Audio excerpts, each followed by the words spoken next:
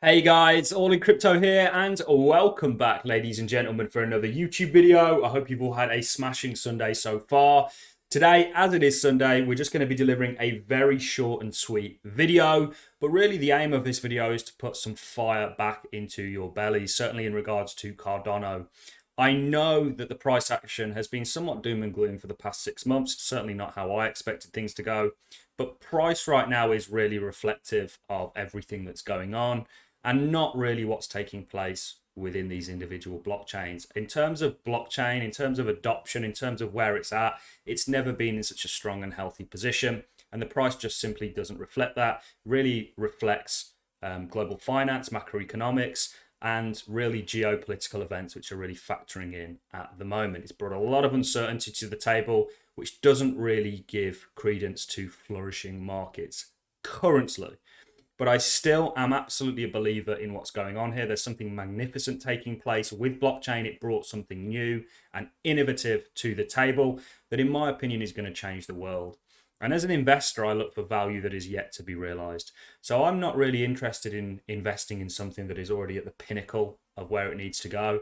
I'm interested in investing in something that is early on a journey that it's embarking on, and not only that, has a lot of promise. And I think with Cardano you have that package. And we're going to play a clip of Charles talking from the Cardano summit back in 2021, and really talking about what's coming. You know, we just had the sort of Alonso hard fork, or the Alonso hard fork was about to take place, and he was essentially saying, look, you are going to have hundreds and then thousands and then multiples of that, of dApps actually launching on the Cardano blockchain. And, you know, it's going to sort of snowball. And this is all moving towards mass adoption for blockchain. And Cardano, given where it's currently positioned within the emerging worlds, within the emerging economies, within, rising nations, is very well positioned, in my opinion, to capture a lot of that adoption. So we're going to play the clip. You know, it is very easy to get disheartened. We know what's going on right now. My daily cryptocurrency market updates are well worth a watch, because not only do we tell you what's taking place on the cryptocurrency front, we also look at the external world around us, as we are heavily correlated to a lot of what's taking place. You cannot look at the crypto space and expect to find all the answers, certainly from a price point of view within the space. It just won't make much sense given everything that's going on. The answers really lie elsewhere, and that's what we try and cover. So let's play the clip, guys. Let's talk about it, and then let's get into really what's to come. We've got the Basho era and the Voltaire era. I think this year both of them are going to try and get tackled, and they've been worked on for a long time previously. But Basho has been worked on for about 4 years now, which sees the likes of scaling get tackled, the kind of trilemma of scaling actually become tackled with the implementation of Hydra, sidechains, and a number of other things. This is all needed for mass adoption when there are millions of people using these blockchains daily. And that's the kind of goal that Cardano has in mind. And if it achieves that, you'll be very happy that you invested during these time periods, in my opinion. Not financial advice, just something that I'm personally setting myself up for. So let's get into it, guys. Resource, it is damn near impossible to shut the network down now. Cardano has become like Mick Jagger. It shall never die. That was Shelley. Gauguin was programmability. It was the ability to start running things.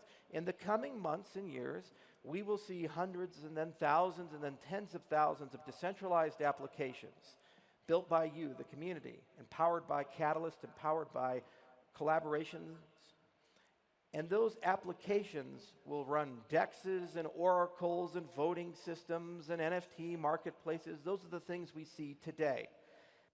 But eventually those applications are going to start covering bigger and bigger pieces of society. One of the reasons why Africa is so promising as a marketplace is because that entire continent is going through a massive upgrade right now.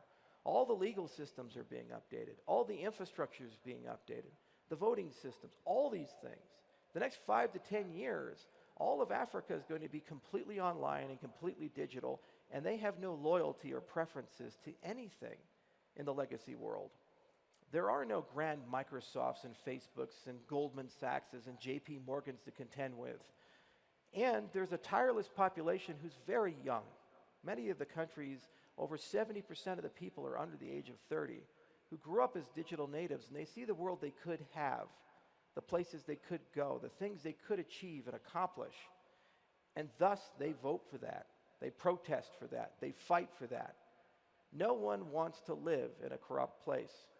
No one wants to live in a place of hopelessness and will never get there. So guess what? Give collectively billions of people those kinds of tools, and they're going to have a revolution. That's exactly what is going to occur. And they're going to build something so much better than what we have here.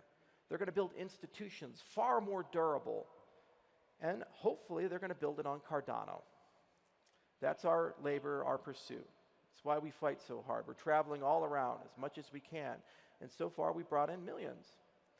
And if they do that, those systems will run at costs that are orders of magnitude lower than the systems we have right now. Remittances will be the cheapest in the world. Credit will be the cheapest in the world. Best insurance system in the world. Most reliable voting systems. You talk about liquidity. The most efficient stock markets. The ability to take a $5 million company and have a micro IPO. These are the experiments that are going to be conducted in Kenya and Ethiopia and Rwanda and many other places. And you know what that means is they're going to work. And when they work, they'll create billions and then eventually trillions of dollars of wealth. And with wealth, there's power. And the rest of the world will see that. And they'll say, me too, I want to get on that. We'll leave it there. I'm sure you get the drift of really, where Charles is going with all this. This has always been the vision. It's always been the goal.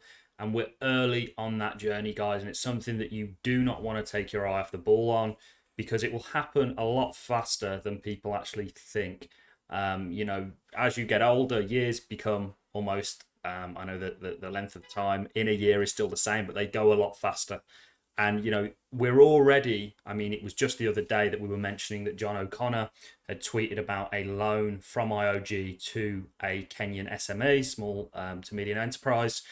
We're already starting to see this happen. And Africa is definitely significant. It's not just what they've got going on in Africa, it's what they've got going on from all sides of things. It is a blockchain that's really doing what blockchain was set out to do.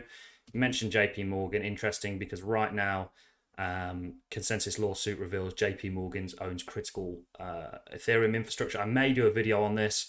It's not necessarily as bad as people think. People are essentially saying, okay, well, it's really that JP Morgan have a share of a company that controls the likes of MetaMask and Infra. But it's certainly interesting. But it's, we're very early in what's coming, and we already know that we have hundreds of dApps building on top of Cardano. And this is only just starting. We've been watching the DeFi ecosystem very, very closely. It's doing well. It's doing what it's supposed to. And there's going to be huge benefits from that maturing and actually snowballing in the way that we think it will. So to really kind of piece everything together, we know what markets are currently doing. We know what they're going through. We know what the world as a whole is going through. It's going to be interesting to see how crypto reacts to this kind of an event. It's a new event that crypto is going to have to go through. And like I say, to me personally, I don't really think the effects of everything have yet been felt in regards to what's taking place right now. I think in terms of supply chain, some of the countries involved are large suppliers of things like wheat, fertilizer, of course, oil and gas, that's all going to have an effect on economies around the world, which all factor into investing, because if people are significantly worse off, then of course they have less money to spend on the likes of cryptocurrency. So there's lots going on that we're trying to kind of piece. It's important during times like this that you really fall back on fundamentals. You really fall back on a vision. For example, Amazon back in the dot-com boom, or crash, I should say, if it wasn't for people believing in what was actually taking place, Amazon wouldn't be the number one company for e-commerce that it is today. It's the vision that carries you. And if you believe, like I do, that Cardano is going to do well, you've really got nothing to worry about in regards to sort of short-term chop and price action. This price action has been very brutal. I won't lie, it's certainly not how I expected things to play out. But then again, a lot of things went out the window in 2021. A lot of models, whether that be Plan B stock to flow or the 4-year cycle theory, really just got absolutely flung out the window. And that's because, and it's certainly something that I've learned, I took my eye off. I should have thought, okay, well, here was a hugely inflationary event, which inflated markets. That was going to have to cool down at some point, which is where we currently are. And then we've got a sprinkling of, geopolitical, monetary policy changes and everything kind of attached to it. But if you really look at this pullback in moderation, it's a 73% pullback, which is absolutely brutal. Ethereum saw many of these, by the way, back in 2016 and 2017. We all know where Ethereum is today. I think Cardano will eventually get to Ethereum's sort of market cap.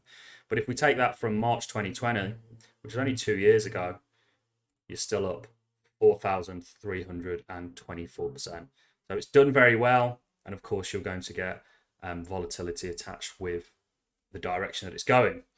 So that is really all I have for you guys. It was just a short and sweet one. Always good for me to sort of touch base and remind people of actually what's going on here and just how big this could be, because we've seen nothing yet, ladies and gentlemen.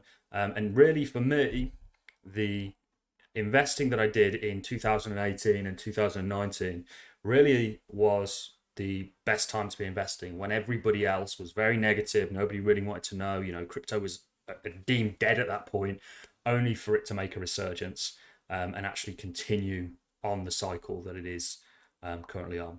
So that's all I have for you in this video, guys. Remember, we do have the stake pool. ALLIN is the ticker of our stake pool. We've got nearly 4 million Cardano delegated. This is huge. Absolute dream of mine to be a stake pool operator, and it's a dream that has come true thanks to you guys. So huge thank you. Big thanks to everybody supporting this channel, liking and commenting. It goes a long way with me. Apologies for the scammers in the comment section. Not a huge deal I can do about it. If I delete them, they just come back. And it's this kind of never-ending time-full cycle. All I have for you in this video, guys. Thanks a lot for watching, and I'll catch you all in the next YouTube video.